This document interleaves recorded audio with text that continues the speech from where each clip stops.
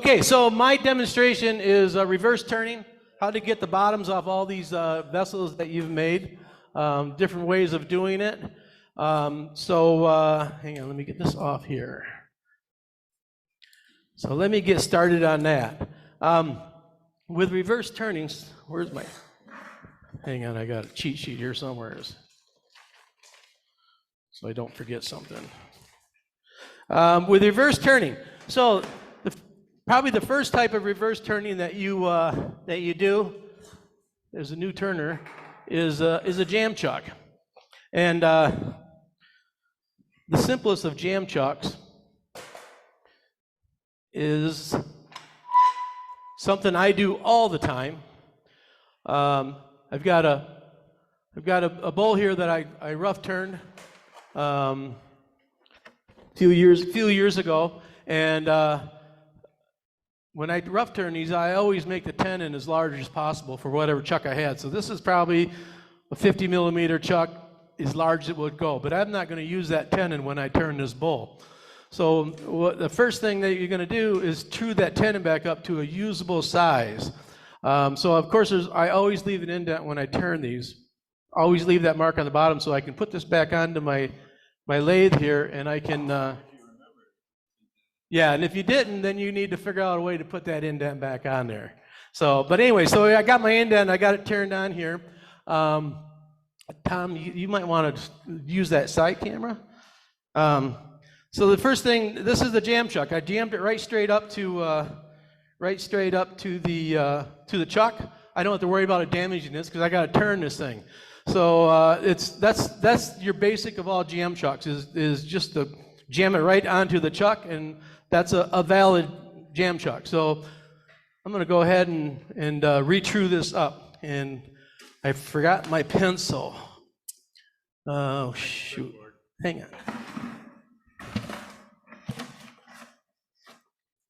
Well. Doug, have you found it better when you're doing this to have the jaws open or shut? Well, if it's a bigger bowl, I'll want the jaws open to get a bigger profile. I need like just a regular pencil. Anybody got one? Got an ink pen, if that'll help. Got an ink pen? Let me ruin your ink pen. Hang on, I had an ink pen. Hang on, I got an ink pen here. I'll use my marker. Of course, this is a little high. What I do when I'm turning these is I lay like a carpenter's pencil on here and just let it hit the bowl, and that's like a perfect size for a 50 millimeter chuck. So lay a carpenter's pencil on here, slide it in, and if you're doing repetitive work, could you hand me my coffee cup, please? The silver one. If you're doing a lot of repetitive work, like pretty soon I'm going to start making snowmen, and I'd like all them tendons to be as close as possible, so when I'm taking them in and out of I'm doing like 40 of them, I don't want to have to turn my chuck too far every time. So doing something like this where I run it, pencil across here, every tenon is exactly the same. It makes for production work to go a lot faster. Yeah. You want to run the cameras? Because the top, side, and main. Those main is in front of me, top's above me, and side is you. So you can hit the side. So I'm going to start out. I got a 1/2-inch bowl gouge. So I'm going to get this going fast enough so it's not vibrating. But I'll go as fast as I can. I'm at about 1,170, about 1,200 RPMs. So I'm going to true up my tenon here.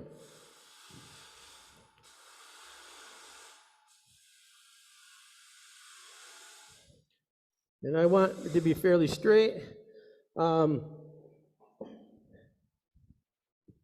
With a tenon, this is just the general tip, this face here is important as this face here. So the face that the chuck sits against needs to be flat all the way up and all the way in. I'm using a spindle gouge here to just kind of come in and clean that up. Get that straight. Can you see that? With With a 50 millimeter jaw, I don't do a dovetail on these. Hit the top camera. I don't do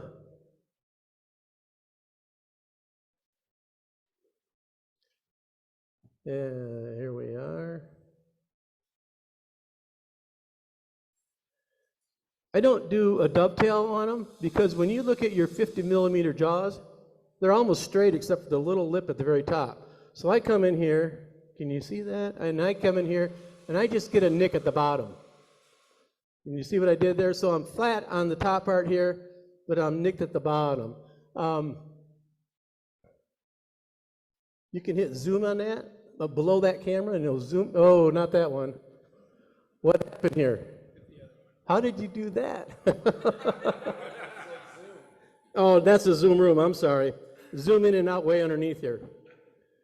Oh.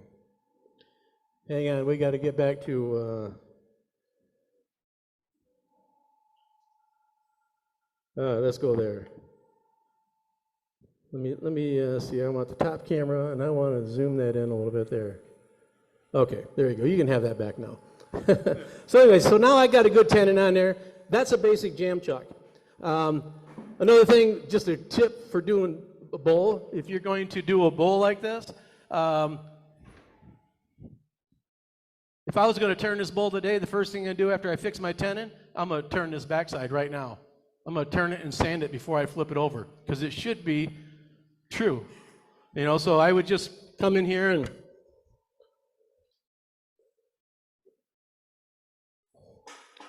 you see the shadow on there, and I would come in here.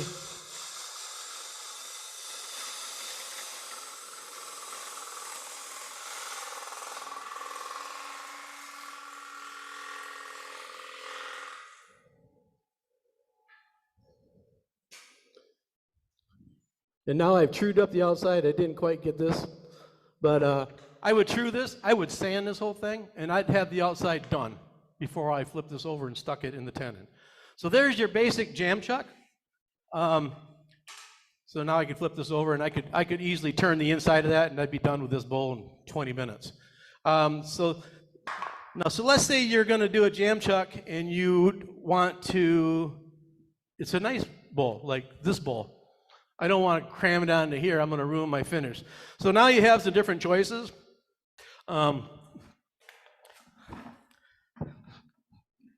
Before I ran into the rubber chucky factory, I made like a chuck like this for jam chucking. Put that in there, and I would put a piece of foam on there. This is a foam from one of the anti-fatigue mats you get from Woodcraft when they get old. Cut them into pieces, and they make really nice pieces of foam. So I would do that, and then put my bowl on, and that would be my jam chuck. And I actually had it even numbered where the number 1 went, so I'd get it in the same spot every time. But since I ran into rubber chucky, that's more of my means of doing a jam chuck. And there's all different ones. This is just a flat nose one. I can put this right into this chuck. It's got a tenon on it. So I can chuck that up onto here and then put my bowl onto that, and I could finish my bowl without damaging the inside. This won't damage it. Or I can I'm done with that. Could go to something like this. A bigger jam chuck. He's got his own spindles. It's got a nut on there that you can lock this in case you're going to turn this thing in reverse. I don't plan on doing that, so I don't need to lock down that nut. But I could do something like that. And I could take my bowl here, and it fits in there nicely. Of course, I always save my original notch for when I turn this thing.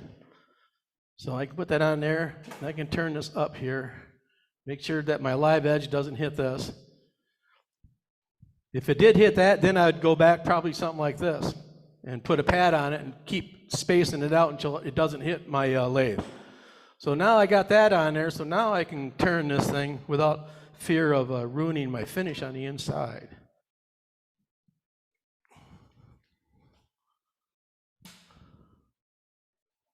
And it should turn true. It looks pretty good. I got a little bit of a vibration here because this is a live edge. And some people will take this, and well, I'll talk about that when I get there. So because it's a live edge, I'm not going to go much more than probably 700 RPMs, because I've got this vibration fighting against this tenon. And the smaller I make that tenon, the more apt the bull is going to win that fight and come flying out of there. When I started out turning, I lost more bulls doing this than anything else. I'd have the bull all finished. And I'd be watching videos on TV, and they're turning that thing down. They're getting it smaller and smaller, where there's like the size of a toothpick holding it. And I would try to do that, and then my piece would fly off. And the problem is, I've got a natural edge bowl, and they didn't. They had a finished bowl that had a finished edge on it, and it's balanced. So it can turn at 1,500 RPMs, and it'll stay there, you know, because it's so well balanced. But this is not balanced. So I'm not going to get this piece here too small. I'm going to keep that somewhat big, but let me get it down a little smaller than this, and then I'll show you how I do these. And I'm going to come in this way.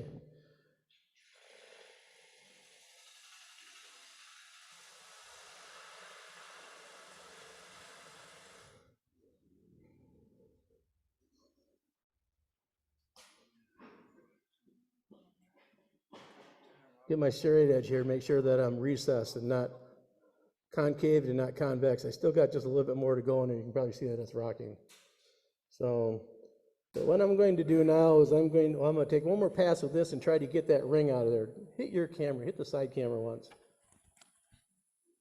You can see there's a ring in there from my tenon. You can still see it. I want to take that out before I go too much farther here.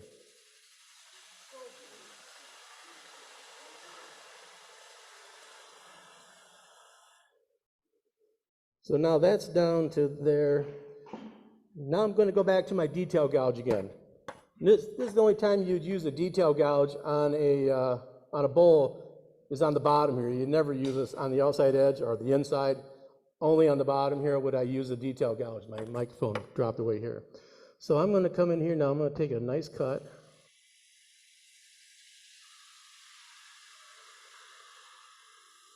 Now I'm going to come in this way and make this a little smaller.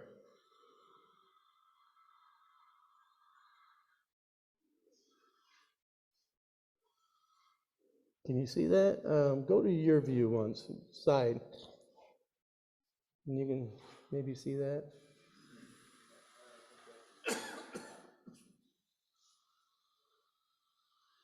So I'm getting this down there.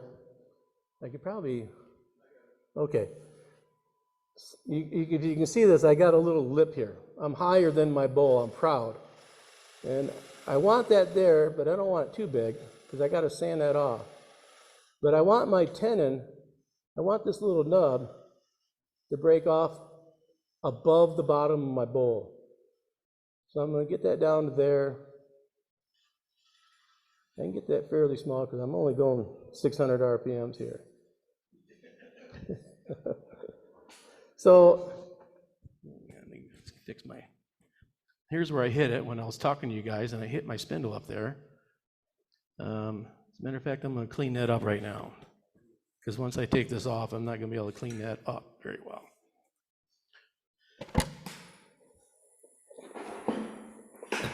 Clean that up with this.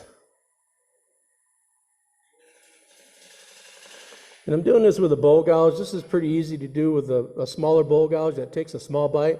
You could do it with a 5/8 bowl gouge, but you're just taking a bigger bite. You're more apt to grab that bowl.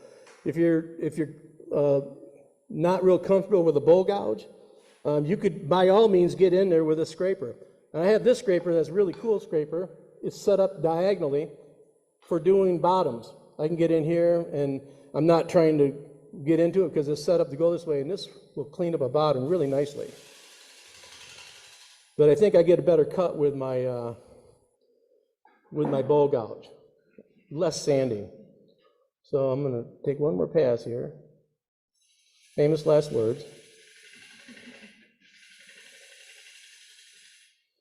Let's see how the rest of this looks. The rest of that I would say is sandable. So now I have this. I have my this isn't a tenon, this is my starting point here, going to just above the bowl. So let me back this off now. And what I've engineered here is a break point. You see that?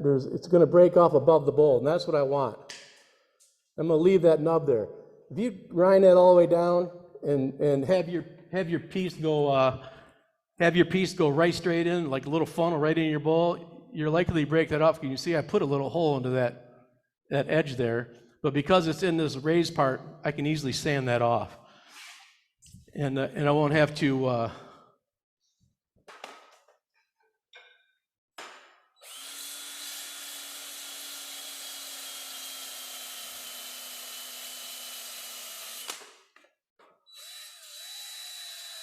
Oh, my battery's dying. I thought I had a new battery in here. I'm only sanding one of these, so that's it. So now that's below my bowl, that's sanded off smooth. I just have to sand the rest of that. So there's your basic jam chuck. You can send that around the room if people want to look at that and judge my work. And so there's your basic jam chuck. So now,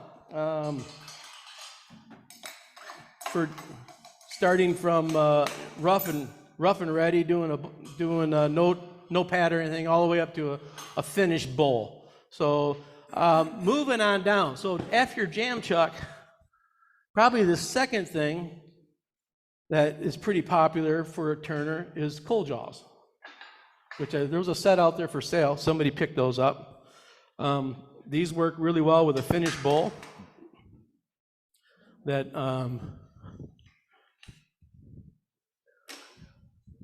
round on the outside. So, like, I don't have too many of those, but I had this bowl blank for a walnut bowl that I can put in there, and I didn't get out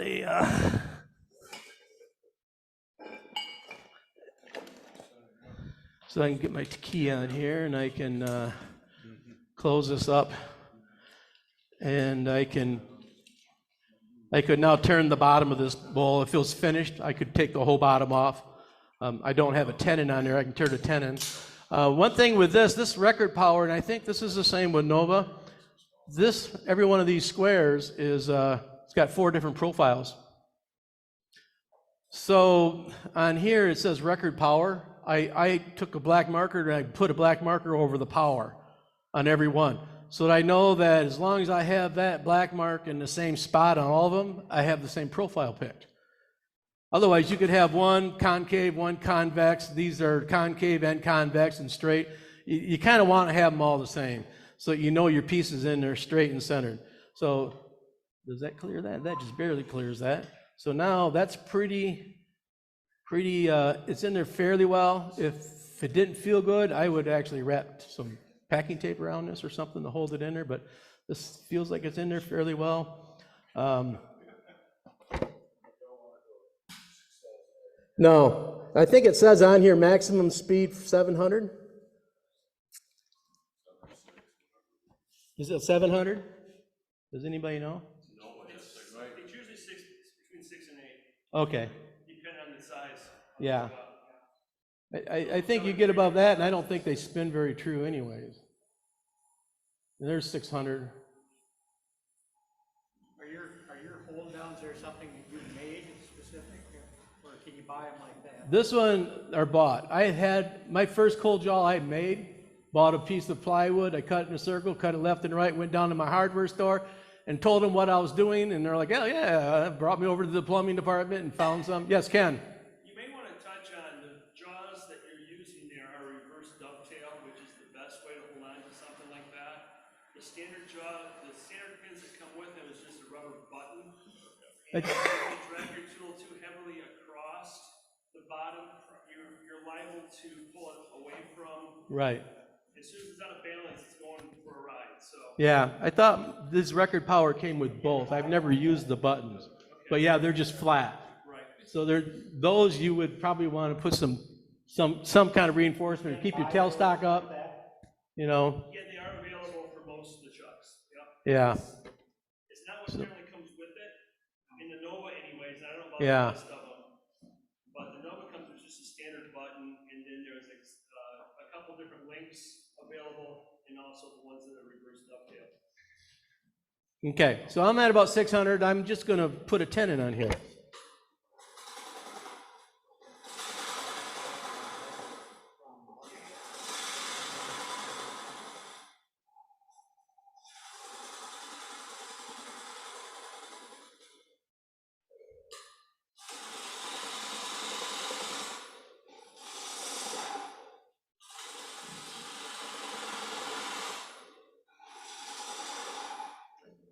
So there's my basic tenon.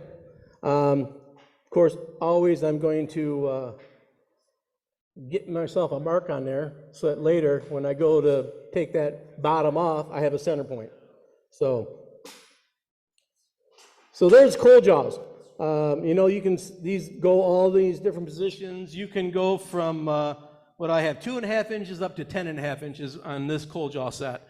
They make smaller ones, and then they also make little extensions that you can screw on here and get out another, well, until it hits your lathe bed. So, Why didn't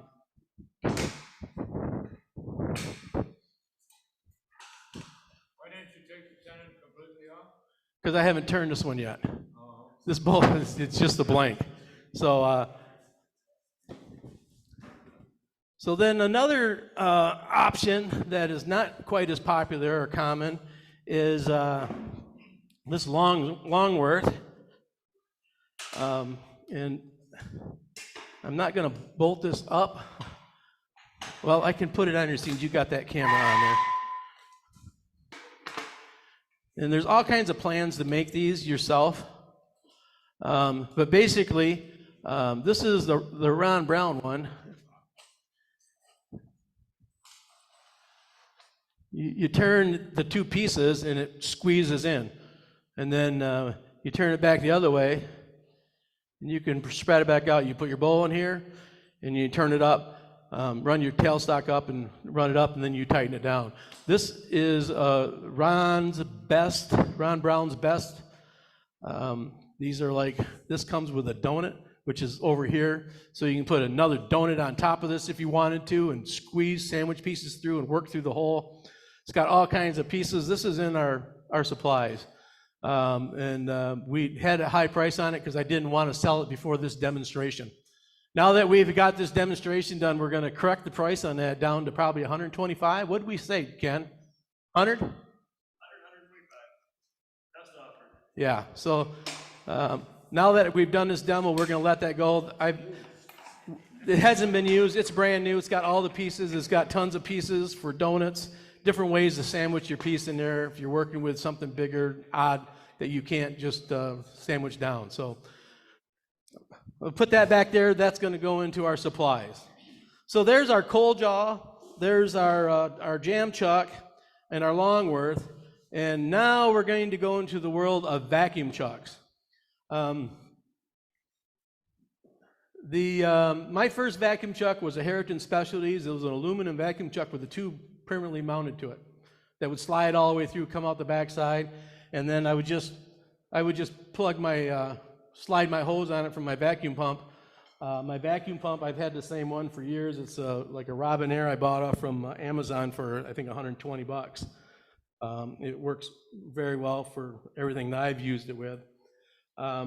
So that was my first vacuum chuck that I had, and what I didn't like about it was the fact that it was fixed. It was sat here, it came in this far, and even that bowl that I just passed around the room might have been too tall to fit on it. It might have been hitting here. So I was trying to make little wooden adapters to get it out farther, and that was until I ran into, once again, Rubber Chucky, and I seen his setup.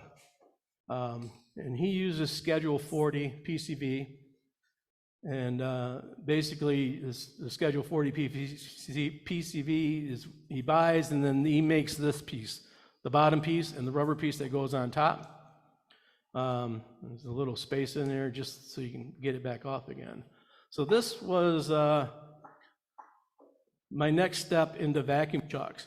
And one thing really nice about these vacuum chucks is it's Schedule 40 PCV, so you can start mixing and matching to get this to whatever you want it to do. And I can pull this off and I can put on this, And now I can get in one of my great big natural edge bowls, get it far enough away from the headstock so it'll swing, you know, or I can just leave it and I can put it back onto this. Or I can go smaller, use it on something small. It's very versatile. You need to have a finished bowl to do it with, because it's got to be able to pull a vacuum. This is ambrosia maple. I filled the holes so that it'll pull a vacuum. I hope. I didn't check, but I'm just assuming it will. Once again, I've got my reference point on there from when I turned this. So I'm going to put that on there first, pull that up here. And I'd like to always put my vacuum pump on a little remote you can buy for $20 from Amazon. And it doesn't turn on. There it goes.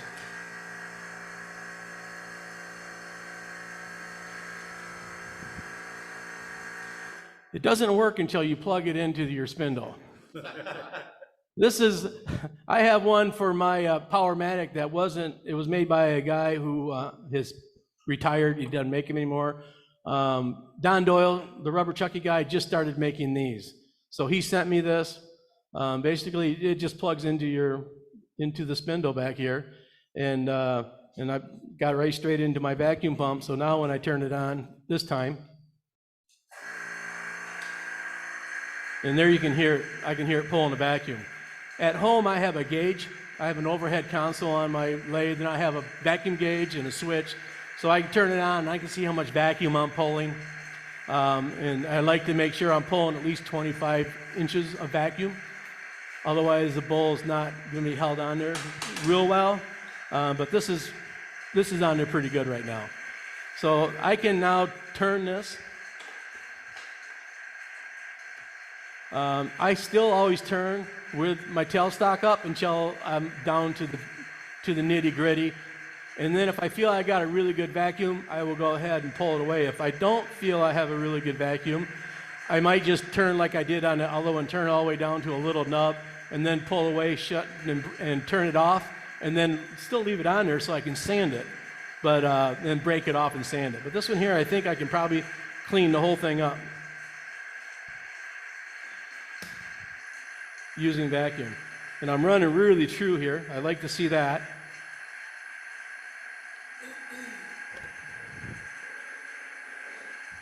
Once again, my half-inch bowl gouge. I'm about 1,250 RPMs. Because I have my tailstock up, I can work inwards towards the tailstock. If I pull this away, I would only go towards the bowl on all my cuts. I'd be pushing pushing into the bowl into the vacuum chuck. Otherwise, if you pull away your tailstock and you start turning it this way, you'll slowly start moving that bowl. Even though it's got good vacuum, it'll start inching that bowl a little bit off center, and then you'll start to wonder, well, why is this looking all funky? And it's because it slid a little bit. So I always leave my tailstock up until I'm getting down to the end.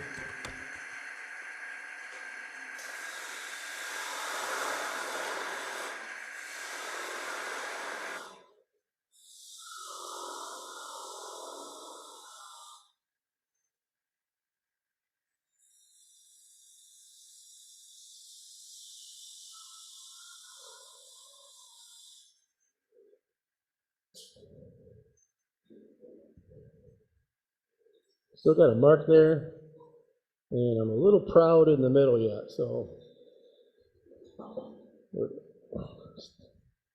make one more pass.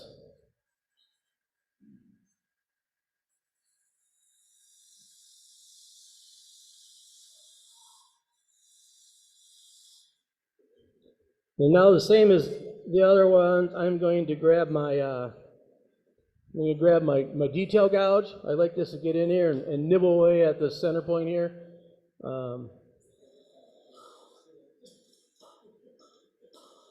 It doesn't like that.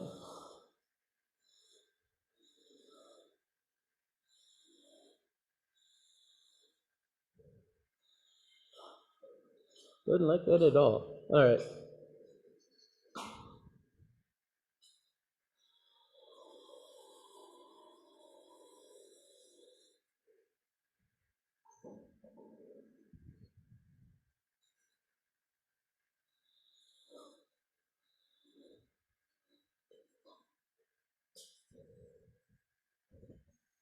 And even though I have really good vacuum on this, I still don't like to just break that off while it's turning.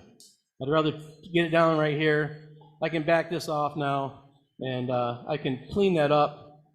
And I'm going to do this at a lower speed, more like 500 or 600. You don't have to go fast to get a smooth cut. It helps, but you can do it at a slower speed. And I think I'll use my bowl gouge for this.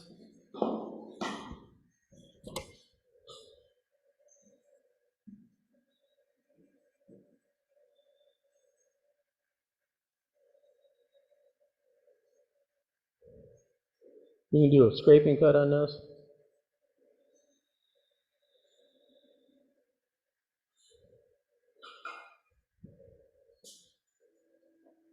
And I'm just barely proud. I got a little bit of a nub there.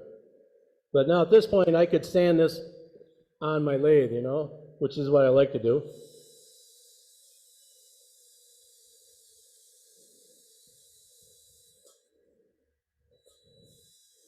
And my battery is just about dead. And I can see my my ambrosia hole that I filled on the inside coming through the bottom. Good thing I filled that, otherwise it would have I would have lost my vacuum halfway through. And that can be an issue with if you're really thin, you're going to know it because you're going to go through and lose your vacuum and bowl falls off. This. Yeah. Yeah. Okay. There. That's off. So now that's turned. That's almost. I just would have to do a little bit of sanding on it, and so there's a regular vacuum chuck. I don't know. You want to send that around the room or not? We can send it around the room. So now something that that you have to be careful of is putting on your vacuum pump something that's too thin.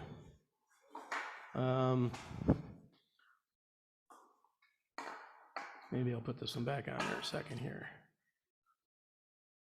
Well, no, let me go the other way. So something new that Rubber Chucky has, he has these platter chuckies. He's just making these.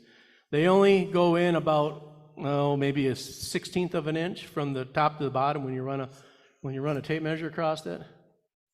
So that it doesn't take as much vacuum to pull that.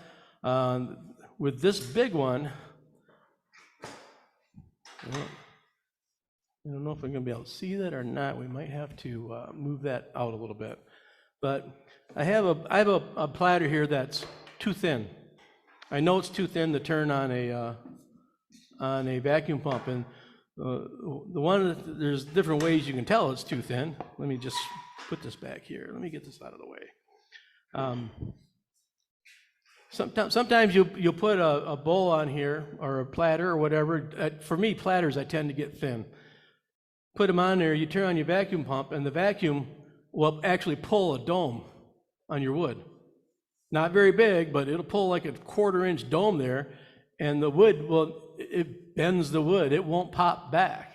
You'll get all done. You'll turn your bottom off.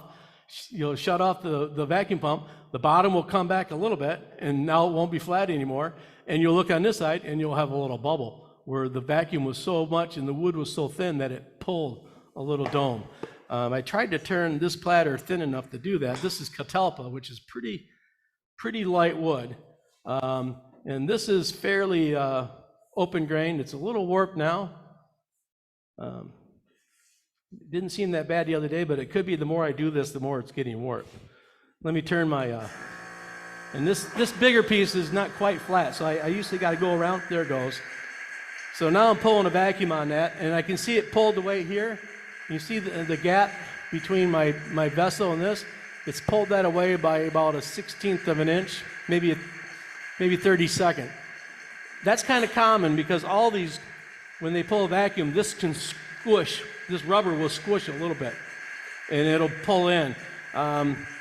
But if you have a bowl that's really thin and you've got an opening that's really big, you'll notice that this sometimes will have 1/4 of an inch or more. That's a problem. You need to stop and don't go any farther. This I won't go any farther on this, but when you look at that wobble now, it's pulled that thing all out of distortion. It's because it's got open grain in there. I might have been able to turn that, but I'm pretty sure I would go through the bottom on that.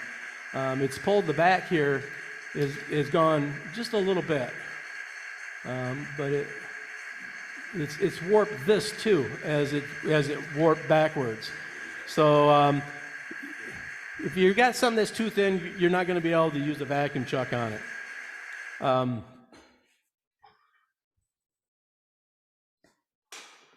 Although it did pull a vacuum. So then I turned another platter that's thick enough. This is probably a 1/4 inch in the bottom. I do not have a mark on here to center it. So what I'm going to do is it's another rubber chucky little foot you can put on here, little bumper, thread on there, and that's what I use if I'm remounting something that I'm working on. Like I finished a bowl and it needs work, dropped it or something, and I need to refinish it. I'll put that on, and I'll get another rubber chucky on this side or something soft, and get this thing centered. Does that look? That looks pretty good. Rubber chucky also sells an insert in your tailstock that you can hang your chuck on. So if your chuck is holes on the chuck, you can transfer it right Oh yeah, and slide forward. it fits onto here, and it clamps. Like would clamp into here, Yeah. and then I can slide that up to the It basically you put your chuck onto it. You put your chuck onto your tailstock, and then you can clamp it back onto your bowl if you didn't have a center point, and then slide it all up, and it'll be centered. So anyways, I got that on there. That looks pretty centered. So let's turn this on.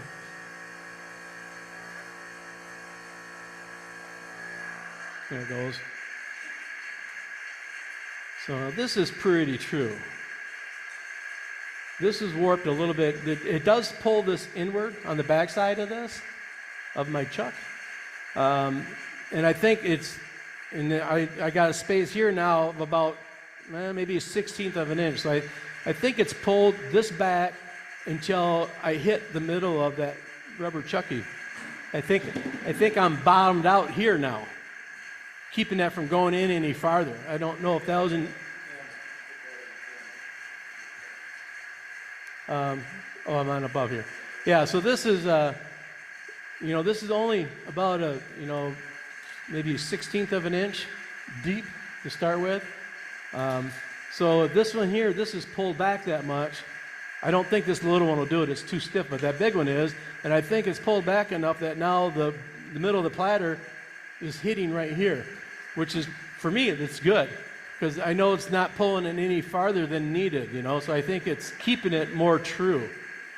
I don't think that's what he intended. Oh, I gotta get my tool rest on the right side here. Now watch, I won't get this as centered as I did the last time. Doug, Yes. couldn't you take a chuck and mount it on your tail center and put it into the mortise until you get it on the vacuum, then take it off and put this little center on? Yes. I think that's what we were talking about, that rubber chuck he makes. I know other people make it too, where you can mount your chuck onto your tailstock, right? And then slide everything up and it'd be centered. Yeah, I found that's the fastest, easiest way. Okay. So I'm almost as centered as I was last time. I had a little closer last time. I got lucky. Oh, well, it's close enough.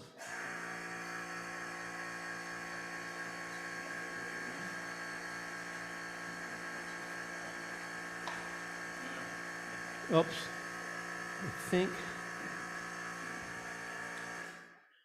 I think I unscrewed this from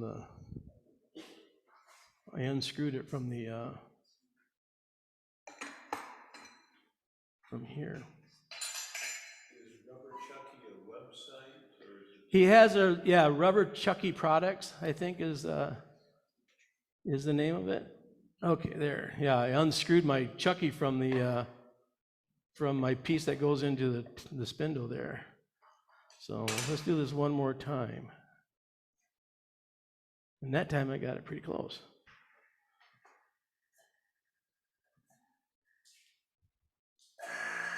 And look at that, perfect.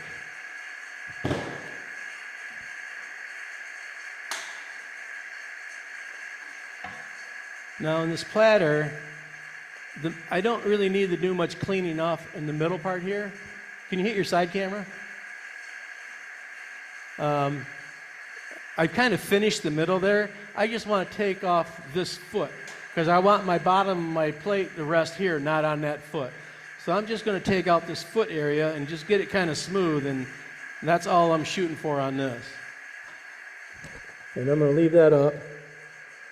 And I'm going to do that with my 1/2-inch bowl gouge.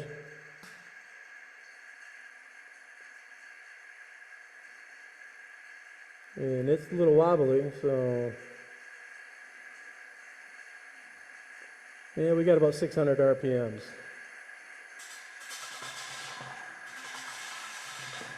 Yeah.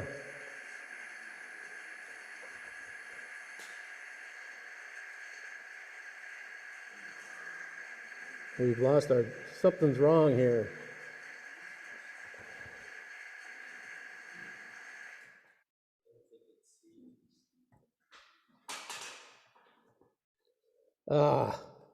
I screwed that all the way through into my platter. Didn't realize that could come all the way through there.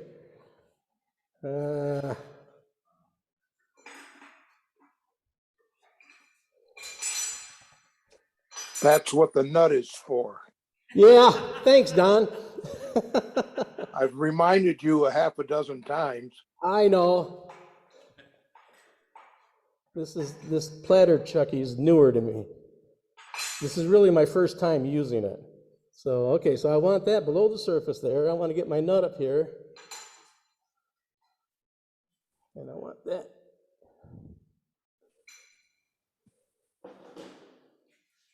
All right, now let's do this one more time. So I'm going to have to do a little bit of work to the front of this when I get it back home.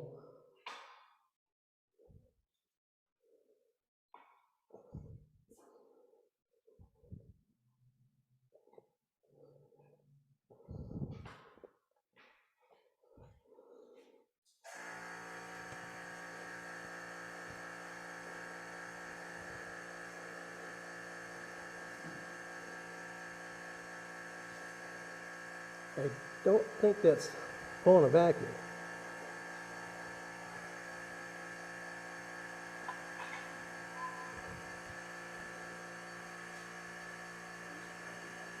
There's a gap there. There it goes.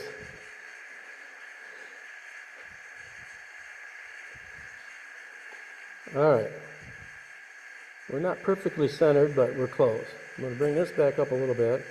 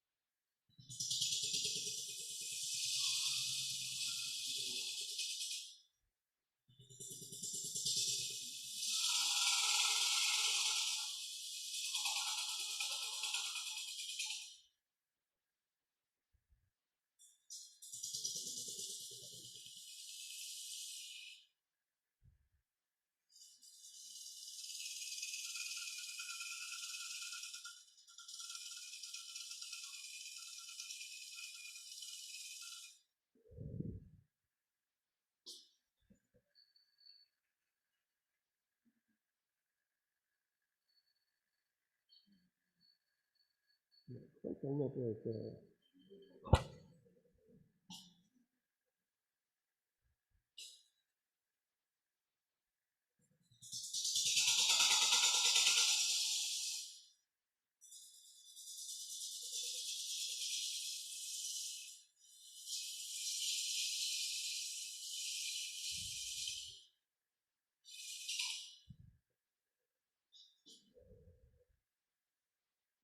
All right.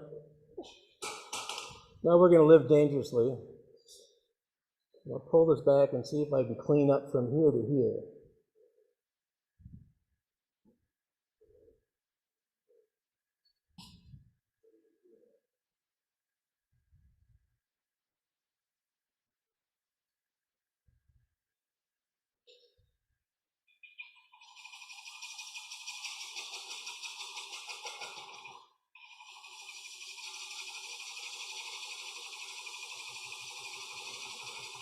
I'm at about 350 RPMs.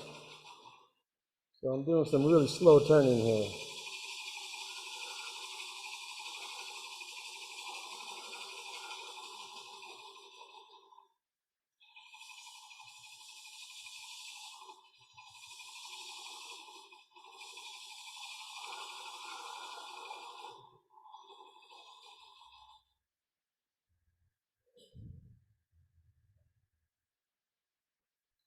And I would have to sand the rest of that. The rest of that I'm going to have to sand out. I've got just a little bit of a lip there, but once again, it seems like a lot, but I think I can take that out with some 150 grit paper and smooth that bottom out. So that would be the vacuum chucks.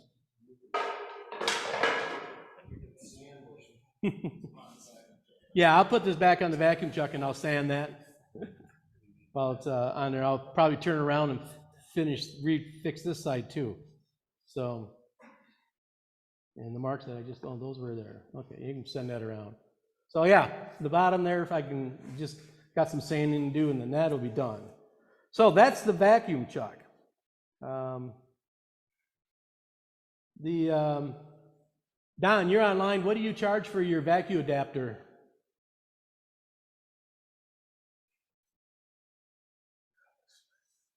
Are you there, Don? Are you afraid to tell us? Can you hit the main camera on that? So, are you there, Don? Don Doyle? No? Okay. Somebody was asking, so I didn't know. So, okay, so that's that. Our next type of reverse mount is going to be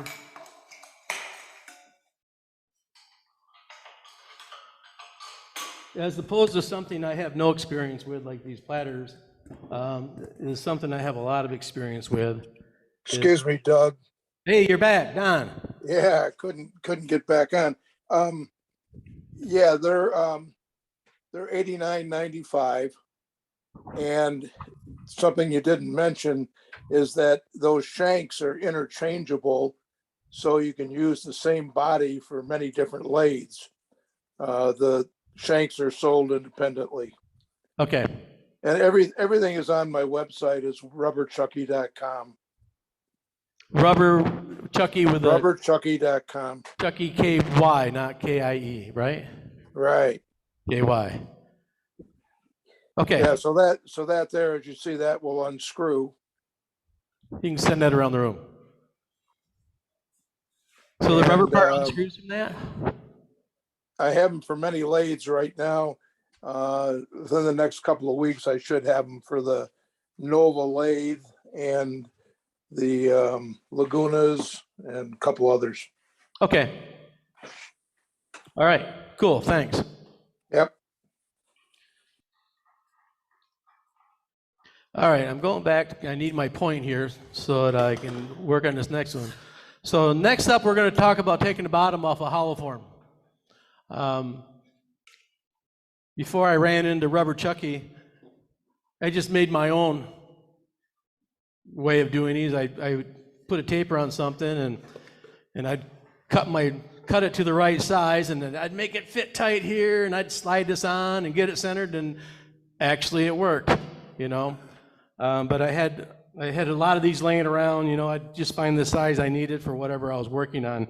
But sometimes I couldn't get anything to stay on here to stop marring up the bottom of my hollow forms, which doesn't really matter, but some of them, when I have a big hole way to the bottom here, people can see in there, and they can see the bottom, and I wanted it to be good. And So when I ran into Rubber Chucky version of this, it was like a game saver for me, because he makes one like this. And this is extendable. You can put on, you know, I've done like 20-inch vessels with these. I just keep adding them on, more than what he says you can do, and get it all the way out there.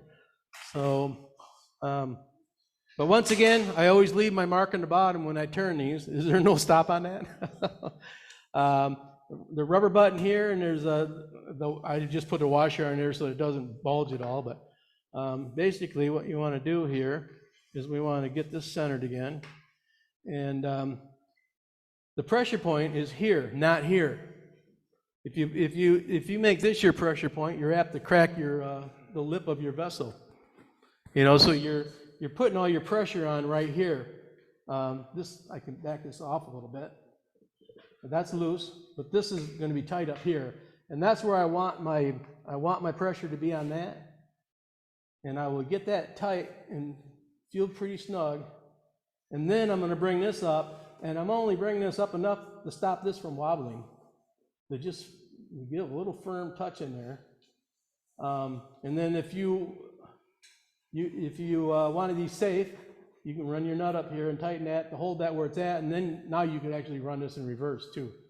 But that's going to hold all that in there. So now, with that all wedged in there, I can take this bottom off.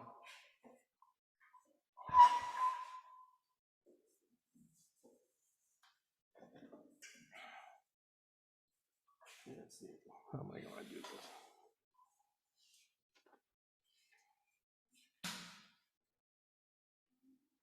And that's running pretty good, pretty true.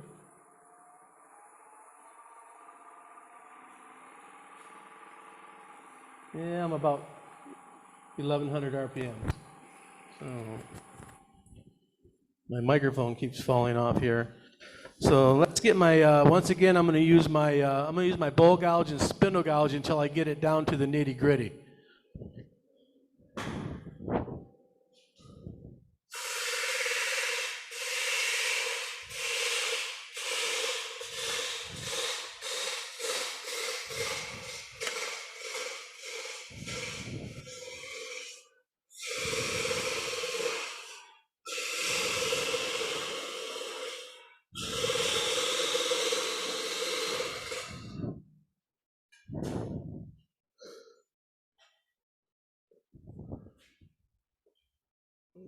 Get that up there a little bit.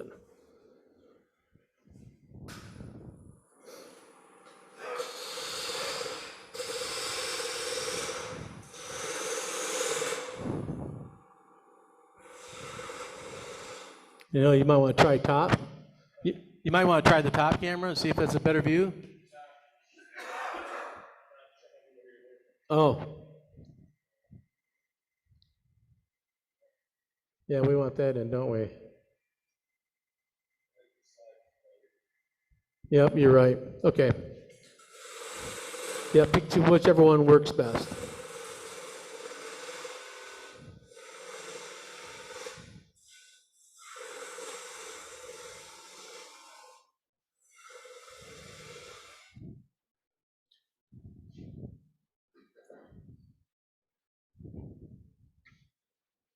Okay, where did I put my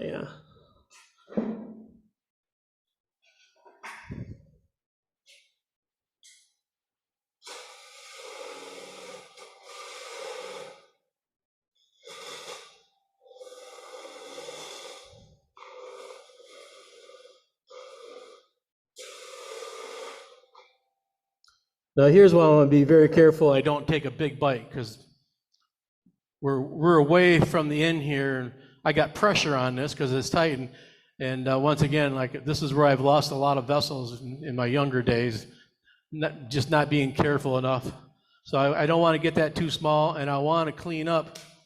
I actually want to take a slice on this edge here all the way to the edge, because otherwise you got that ring there from your tenon that it doesn't matter how much you sand that, you can't sand that away. There's bent wood in there from the pressure.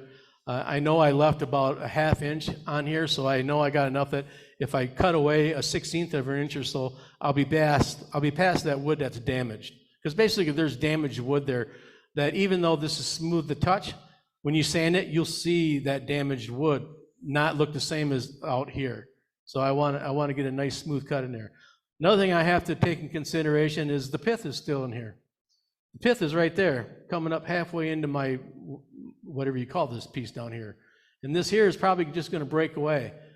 So I'm to the point here where I have to start being very careful and not take big bites, not put too much pressure on this, but I do want to clean this up.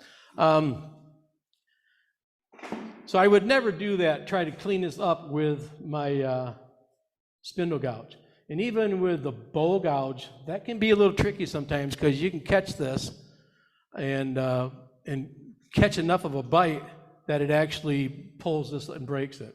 So this is a good time to get out a carbide, and this is something I discovered lately, that this detail point carbide that Ron Campbell sells, Axe Tools, that little point will get in there, it'll catch that, and it's because it's so small, it's not grabbing a lot of wood.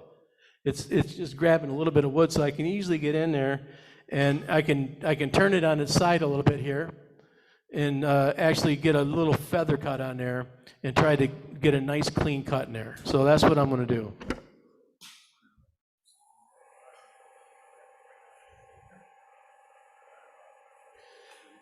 And I need to put some glasses on so I can see this. As a matter of fact, I might have to change from my shield to glasses for this.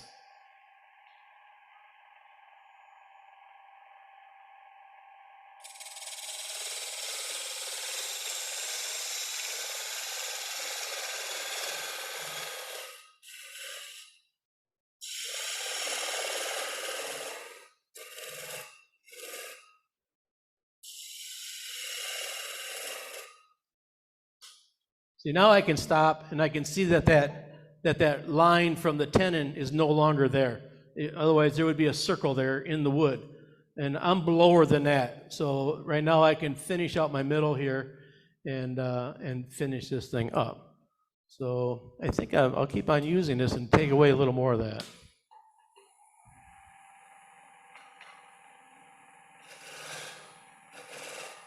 There's one thing nice about these little detail, I think this is a detail carbide. You can go any way, left, right.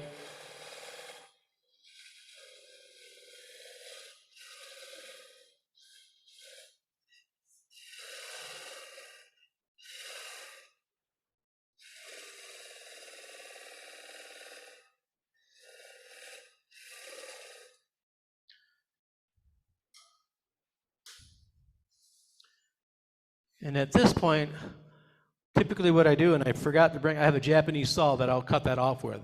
I won't try and take this anymore with this. I don't want to get it small enough to break it, because once again, I do have the pith in there. It's halfway through that, and trying to get there, I'm going to take away the other half, and that'll just come breaking off. So at this point, I would take my Japanese saw, and I would cut it up here at my break point. I put a break point in there that's not at the very bottom, because once again, I don't want a hole in the bottom of my vessel. I want a nub there. So, unless I can break this, but I don't think I can break that yet. So yeah, I would cut that away with my saw and then sand off the nub that I have on there. And the rest of this is all nice, easy to sand. It'll look good. I can put my name and logo on there. So that's how I do my vessels. And that was the one tool I forgot, was my saw. And I think that's probably all the ways that I have here for turning stuff off. You know, I have a lot of handmade items that I made before I ran in the rubber chucky, and I still have some that I made for like working on legs and stuff. I have like a cage system with a hose clamp that'll hold stuff. I didn't bother bringing that down here this morning. Some people here have seen it, so I think that's it. Any questions? Yes. I have a question about vacuum. If you lose power with your vacuum system that you have at home, do you lose vacuum, or is there an inline check valve that'll hold that pressure? I just use the vacuum itself. I don't have any other check valve. I know Rubber Chucky will highly recommend that you have a bleeder valve that you can adjust the vacuum with. I do not have one of those, so I. Not just the vacuum, but if you lose power in your shop. Oh, It's a check valve in the line that prevents oh. your bolt from flying off. No, that's a good idea though. I've had that. I've had power go off when I was out working, and I quickly shut everything off. Brought my tailstock up immediately before I lost my center point. So, but yeah, I didn't. A check valve is not a bad idea. So, any other questions? Okay, I guess that concludes this meeting.